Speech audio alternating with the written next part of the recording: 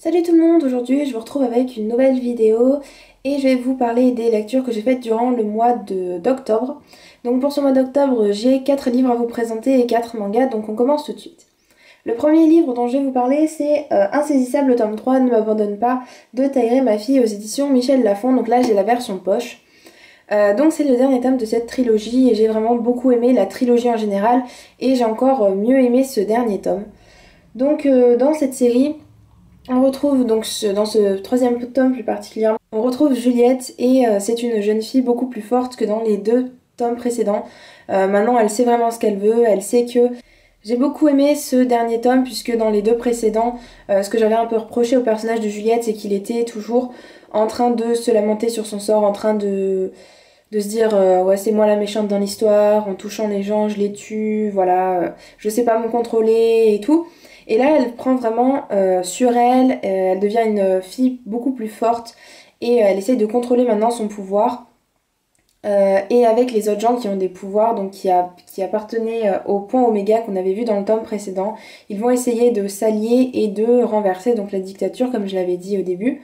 Ce que j'ai beaucoup aimé aussi, c'est que on voit d'autres aspects des personnages secondaires ou semi-secondaires, comme par exemple le personnage de Warner qui était vraiment une sorte de dictateur dans le premier tome. Dans le deuxième tome, il s'était un peu adouci et on avait vu qu'il avait des sentiments pour Juliette et donc on voyait un peu son côté plus humain.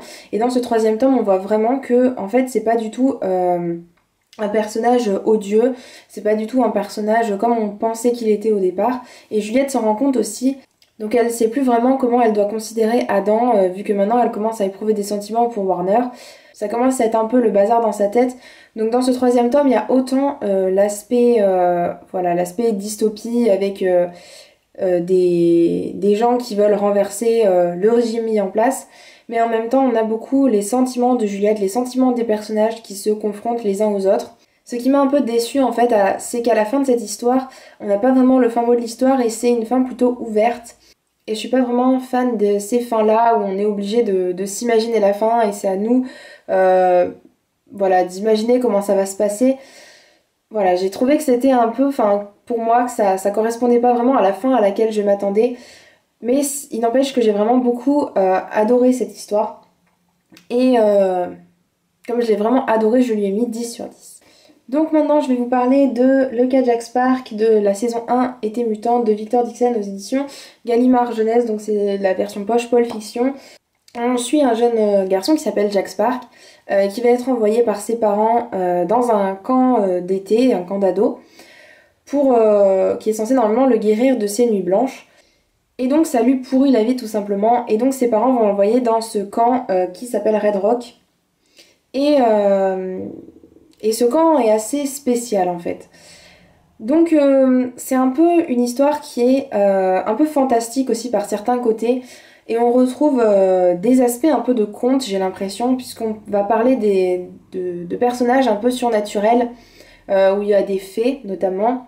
Ce qui m'a un peu déplu, c'est le côté un peu trop peut-être enfantin de l'histoire, j'ai l'impression. Enfin, pas de l'histoire, mais plutôt de l'écriture. J'ai trouvé que c'était plutôt jeunesse, plutôt que young adulte. Je m'attendais à quelque chose d'un peu plus mature. Le personnage aussi est un peu gamin dans sa tête à certains moments. Euh, mais en règle générale, j'ai bien apprécié cette histoire. On va suivre donc des personnages très différents qui ont des problèmes chacun, donc quelqu'un qui a voulu se suicider, une jeune fille qui est kleptomane, voilà, chacun en fait a son problème. Et j'ai beaucoup aimé les personnages, leurs relations les uns avec les autres, leur caractère, des choses comme ça. Ce que j'ai beaucoup aimé, c'est que comme ça sortait de l'ordinaire et que j'avais pas vraiment... je m'attendais pas vraiment à ça en fait, vu que je ne m'étais jamais penchée sur cette histoire et que j'avais lu le résumé qui est assez rapide, je savais pas du tout à quoi m'attendre et j'étais très surprise à chaque fois qu'il se passait quelque chose. Donc l'histoire m'a surprise, j'étais contente de suivre les personnages, c'était attachant, mais c'est peut-être le caractère un peu jeunesse du personnage principal et de l'écriture qui m'a fait que j'étais pas totalement embarquée dans cette histoire. Donc je lirai quand même la suite parce que j'ai envie de savoir ce qui va se passer à notre héros Jack. Et donc je lui ai mis 8,5 sur 10. Ensuite, j'ai aussi lu Partials de Dan Wells aux éditions Le Livre de Poche Jeunesse, donc qui est la version poche et normalement c'est édité en grand format chez Wiz, enfin dans la collection Wiz d'Albert Michel. Dans cette série, on suit une jeune fille qui s'appelle Kira et qui est étudiante en médecine. Elle travaille à la maternité et les femmes qui accouchent en fait font des enfants qui ne vivent pas plus d'un jour, qui vivent jusqu'à une semaine et en fait ils sont tués par un virus qui s'appelle le RM. Et depuis 11 ans, personne n'a trouvé de remède contre ce virus. La population humaine est vouée à mourir, à s'éteindre. Et Kira, elle a envie de trouver un remède contre ce virus. Et elle a envie de voir une nouvelle génération se former. Cette situation dure depuis qu'il y a eu la guerre contre la Chine. Donc on est dans le futur. Et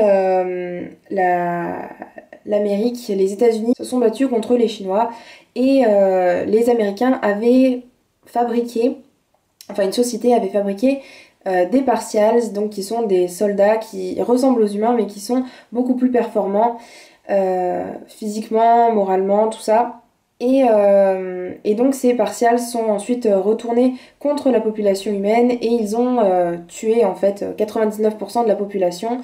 Et comme les bébés ne peuvent plus survivre à cause du virus, ben, la population est vouée à disparaître tout simplement. Donc Kira, elle, c'est une jeune fille qui vient de commencer de travailler dans la maternité. Elle voit que tous les bébés sont en train de mourir. Et elle se dit non, c'est pas possible, il faut que je fasse quelque chose. Et donc elle se met en tête de découvrir qu'est-ce que c'est que ce virus et comment le soigner. Donc déjà, dès le départ, en fait, j'étais un peu refroidie par cette idée que Kira était une jeune fille qui venait juste d'arriver. Bon, elle a 16 ans. Et elle se met en tête tout de suite de découvrir quelque chose qui n'a jamais été découvert. Et des gens, depuis 11 ans, ils sont dessus et ils ne le trouvent pas. Et elle se dit que peut-être, elle, qui vient juste de débuter sa carrière, elle va trouver quelque chose. Et j'ai trouvé que voilà, son personnage, il était trop héroïque à mon goût et qu'il n'était pas assez contrasté. Donc on voit vraiment une héroïne hors du commun, super héros quoi limite. Et j'ai trouvé que c'était un peu dommage qu'elle soit pas plus contrastée parce que cette jeune fille n'a... Enfin, j'ai pas trouvé de défaut dans son caractère et j'ai trouvé que c'était un peu dommage. Voilà, les personnages dans cette série ne sont pas vraiment... j'ai pas vraiment aimé les personnages dans cette série. On connaît pas vraiment les personnages. On connaît bien Kira vu que vu que l'histoire est racontée à la première personne, donc on la suit, on connaît ses sentiments, on connaît ses questions qu'elle se pose, plein de choses comme ça, donc on la connaît elle personnellement. Mais les autres personnages, on ne les connaît pas beaucoup et ils sont tous là, oui, on y va, on est avec toi, Kira, on va aller dans le territoire ennemi, on va aller chercher le remède et tout machin. Même s'ils se connaissent depuis plusieurs années, voilà, je trouve que les personnages, ils ont trop confiance en Kira. Il n'y a pas beaucoup de gens qui vont se confronter à elle, à ses idées. Et j'ai trouvé que c'était un peu dommage ce côté-là. Euh, du côté de l'univers, voilà, on retrouve toujours un univers dystopique avec le gouvernement très totalitaire qui impose ses lois. Et en quelque sorte, on voit bien qu'il y a une machinerie derrière ça qui est tout très calculé pour renverser la situation à leur avantage.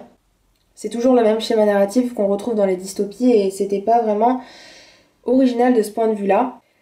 Donc durant la première partie du roman, j'étais un peu sceptique, je me suis dit bon c'est un peu une dystopie comme d'habitude, sauf que les personnages sont pas vraiment recherchés, ils n'ont pas vraiment de double personnalité, je sais pas comment expliquer, mais vous savez bien que si un personnage est trop fantastique, trop bien, en fait, on n'a pas vraiment, on s'attache pas vraiment à lui parce que on n'arrive pas vraiment à s'identifier à ce personnage-là. Et durant la deuxième moitié du livre, en fait, on découvre certaines choses, on découvre plus le régime mis en place, on découvre plus une autre partie, une autre question en fait de cette trilogie. Et voilà, j'étais plus portée vers cette deuxième partie où Kira en fait voulait découvrir son identité, qui elle était. Vu que en fait presque tout le monde a perdu ses parents, elle veut découvrir qui étaient ses parents, qui elle est vraiment, des choses comme ça. Et j'ai trouvé que même si c'est ce qu'on retrouve assez souvent dans les dystopies, j'ai trouvé que voilà, cet aspect-là était plus intéressant.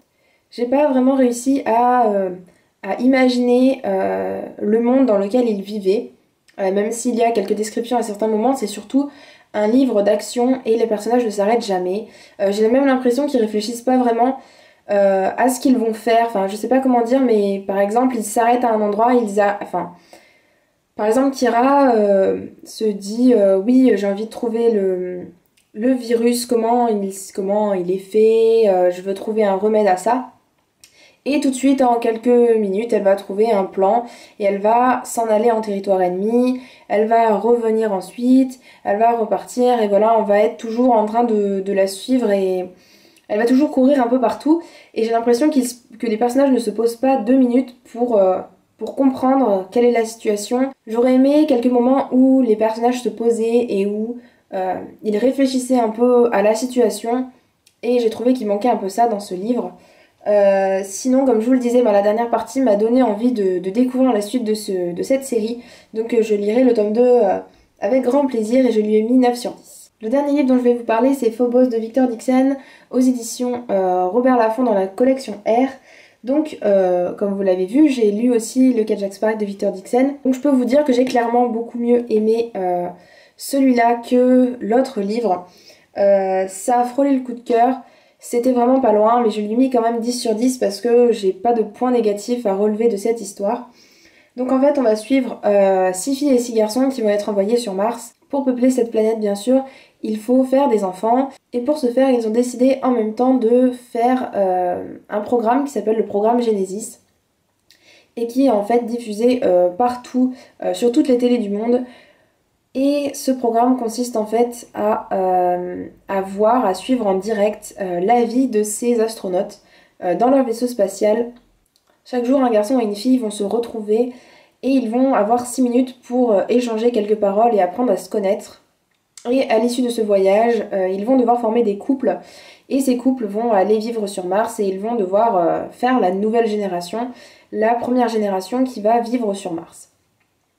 Donc voilà, donc c'est en même temps une histoire un peu science-fiction et en même temps une histoire d'amour. Donc voilà, j'ai vraiment beaucoup aimé ces deux aspects-là qui étaient pas vraiment en confrontation mais qui étaient plutôt ensemble, enfin qui allaient très bien ensemble, j'ai trouvé. On va suivre 3 points de vue alternatifs. Le premier c'est Léonore, donc notre personnage principal qui est dans le vaisseau spatial. Le deuxième c'est le point de vue sur Terre. Donc on va suivre un peu comment ça se passe, le programme, comment voilà les coulisses en fait du programme Genesis. Et le troisième point de vue c'est celui de, c'est pas vraiment un point de vue mais c'est plutôt c'est plutôt la chaîne Genesis en fait comme si on la voyait nous à la télé et c'est expliqué vraiment comme si c'est décrit comme si on la voyait, comme si on l'avait sous les yeux et ça permet comme ça, vu que Léonore ne voit pas forcément tout ce que le programme Genesis montre, ça permet au lecteur de ne pas être perdu. Donc voilà, j'ai beaucoup aimé les 3 points de vue, ça nous permet vraiment de comprendre toute l'histoire dans son ensemble et pas de délaisser voilà, une partie, par exemple si on avait juste l'histoire de Léonore, on n'aurait pas su ce qui se passait sur Terre. Voilà, donc j'ai trouvé que c'était vraiment très bien de ce point de vue-là. L'auteur nous accompagne et nous montre vraiment tout ce qu'il faut savoir de l'histoire du début jusqu'à la fin. C'est-à-dire que dès le début, en fait, on sait ce qui ne tourne pas rond. Donc Léonore, elle ne sait rien du tout, bien sûr, les autres prétendants non plus. On n'a pas de suspense par contre dans cette histoire, c'est pas vraiment un aspect négatif, hein. Moi j'ai rien à redire là-dessus, mais si vous cherchez du suspense, c'est pas vraiment là où vous la trouvez, c'est pas dans ce livre où vous trouverez le plus de suspense, parce que l'auteur nous dit vraiment dès le début ce qu'il ne va pas et pourquoi ça va pas, parce qu'on sait bien sûr qu'il y a quelque chose qui va se passer sur Mars ou dans le vaisseau, qu'il y a quelque chose qui va mal se passer pour les prétendants et les prétendantes. J'aurais peut-être préféré qu'il nous laisse un peu découvrir par nous-mêmes. L'auteur est vraiment là derrière nous à vraiment nous dire exactement tout ce qu'on doit savoir et on n'a pas vraiment de questions à se poser. Et même par exemple il nous donne même des schémas de la vedette ou des schémas de... Voilà, si avec la description on comprend pas bien, voilà, on a le dessin pour nous expliquer. Et j'ai vraiment beaucoup aimé cet aspect-là, on n'était pas du tout perdu, on pouvait vraiment être à fond dans l'histoire en fait, c'était ça. J'ai beaucoup aimé les personnages, ils avaient tous quelque chose de spécial et chacun avait une nationalité différente. Ils étaient tous habillés différemment, ils pensaient tous différemment. J'ai vraiment beaucoup aimé cet aspect-là des personnages. Ils avaient tous un petit défaut qui faisait qu'on s'attachait chacun à eux et on pouvait s'identifier à une personne en particulier. Léonore, elle, c'est vraiment pas une héroïne au départ. Elle est vraiment bizarre en fait, même ce personnage, il est vraiment bizarre. Il est limite méchant et froid à certains moments. J'ai adoré ce livre, donc je lui ai mis 10 sur 10. La suite sort ce mois-ci, mais je sais pas si je l'achèterai ce mois-ci ou si j'attendrai Noël ou je ne sais quoi. Mais en tout cas, j'ai vraiment adoré ce livre, je vous le conseille. Je lui ai mis 10 sur 10. Ensuite, donc, je vais continuer avec les mangas que j'ai lus. Donc, le premier manga dont je vais vous parler, c'est Please Love Me, le tome 1 de Aya Nakahara aux éditions Delcourt. Donc, donc ça, c'est le premier tome d'un josei. Donc, c'est le premier josei, si je ne me trompe pas, que je lis. Et on retrouve dans ce josei une jeune femme qui s'appelle Michiko, qui a 29 ans. Son entreprise vient de faire faillite, elle a plus d'argent, elle doit s'occuper en plus de son petit copain qui est étudiant et qui ne travaille pas, donc elle doit l'entretenir. Et elle va être au bout de sa vie, limite, quand elle va rencontrer Kurosawa, qui est son ancien chef et qui l'avait licencié. Et lui, il va lui apporter du réconfort et il va lui apporter un travail. Il va l'engager pour lui permettre un peu de gagner de l'argent. Il va un peu l'aider à sortir de cette impasse. Donc je vais vous montrer les dessins.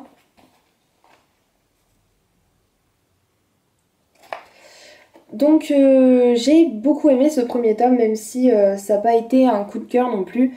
J'aime beaucoup Aya Nakahara, c'est pour ça que j'ai décidé de lire cette série-là. Donc Michiko, c'est une jeune femme qui est vraiment très naïve, on le voit dès le départ. On sait qu'elle se fait marcher dessus. Et Kurosawa va essayer un peu de lui ouvrir les yeux sur ce côté-là. Mais Kurosawa, c'est un homme assez froid, assez dur en apparence, mais on voit déjà qu'il n'est pas si froid que ça, vu qu'il a quand même un cœur et il va quand même aider notre héroïne Michiko. On retrouve l'aspect humoristique, le côté humoristique des séries de Aya Nakahara, mais voilà, un peu loufoque qu'on retrouve d'habitude. Donc par exemple, Michiko va devoir travailler dans le restaurant et pour amener des gens dans ce restaurant, elle va devoir s'habiller en fleurs vu que le magasin s'appelle Flower quelque chose ou je sais plus quoi, le restaurant s'appelle Flower quelque chose. Et elle va devoir porter une sorte de déguisement, alors je vais essayer de vous retrouver. Par exemple, voilà, elle va devoir porter quelque chose comme ça. Et ça, c'est pas le pire.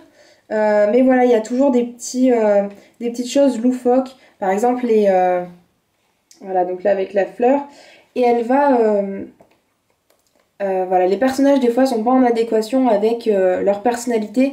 Et donc voilà, c'est des petites choses comme ça qui font que le côté humoristique de l'histoire. Donc je lui ai mis 9 sur 10. Ensuite, j'ai aussi lu Blue Spring Ride, le tome 11 de Yu Sakizaki aux éditions Kana. Donc comme d'habitude, la couverture est super super jolie. Là donc on retrouve encore toujours la même chose, ça fait 2-3 tomes qu'on tourne plus ou moins autour de la même idée que Futaba sort enfin oui avec Thomas et qu'elle essaye d'oublier Ko. Elle essaye vraiment de l'oublier autant qu'elle peut et elle essaye de pas faire de mal à Thomas. Donc à chaque fois elle culpabilise quand elle commence un peu à se rapprocher de Ko. Et donc à chaque fois elle lui dit à Thomas ne t'inquiète pas, j'ai fait ça mais c'est pas... Je vais essayer de m'améliorer et tout ça. Et donc ça fait plusieurs tomes qu'on tourne sur la même chose, qu'on tourne autour de la même chose, mais c'est pas pour ça que l'histoire s'essouffle, parce qu'à chaque fois on découvre à côté en fait de l'histoire un nouveau personnage, enfin pas un nouveau personnage mais un personnage de l'histoire, mais on découvre un peu sa personnalité, on découvre comment il est, on découvre son passé, et tous les personnages en fait de cette série sont intéressants et sont exploités par l'auteur et je trouve que c'est super.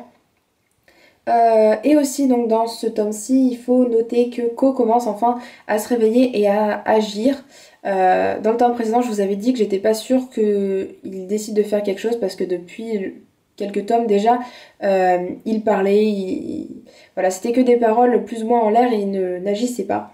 Sauf que là, il commence un peu à agir, mais c'est toujours un peu dans le dos de Futaba vu que celle-ci, soit elle dort, soit elle est pas là, ou voilà, enfin il se passe toujours des choses un peu dans le dos de Futaba et dont elle ne se rend pas compte.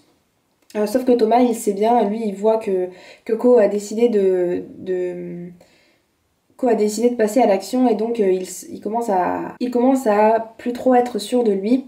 Donc voilà, j'ai hâte de lire la suite. Je vais vous montrer aussi les dessins.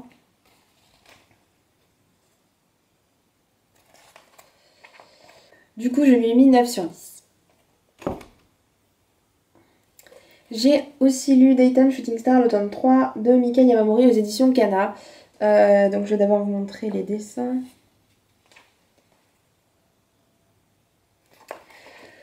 Donc dans ce tome-ci, on retrouve Suzume et dans le tome précédent, juste à la fin, elle avait déclaré son amour à Shishio, son professeur, alors qu'elle pensait qu'il était en train de dormir, sauf que c'était pas le cas, donc il l'a entendu. Elle sait plus vraiment où se mettre et finalement elle va quand même décider de se déclarer à lui très ouvertement et à un moment voilà, où il ne dort pas, enfin où il fait pas semblant de dormir.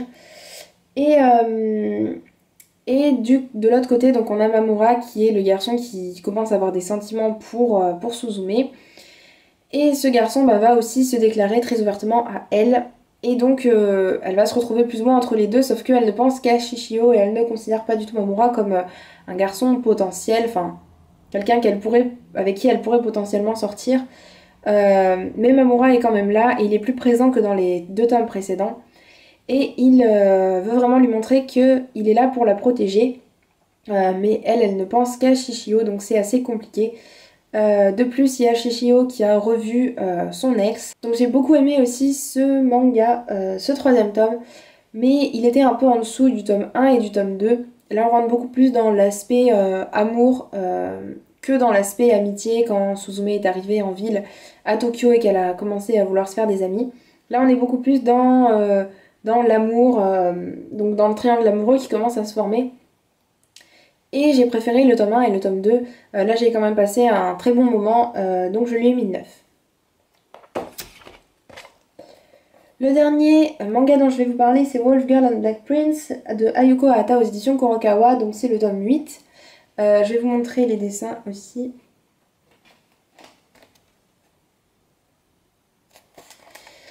Donc voilà, je suis un peu déçue de cette série, ça commence un peu à tourner en rond. Il n'y a pas vraiment de but à l'histoire, j'ai l'impression, et je trouve que c'est un peu dommage. Donc on retrouve Erika et dans le tome précédent, il y avait sa cousine Rena qui lui avait dit qu'elle était tombée amoureuse de Sata et qu'elle allait lui déclarer sa flamme. Donc ça mettait un peu de piment en fait dans cette histoire et dans le couple de Sata et Erika.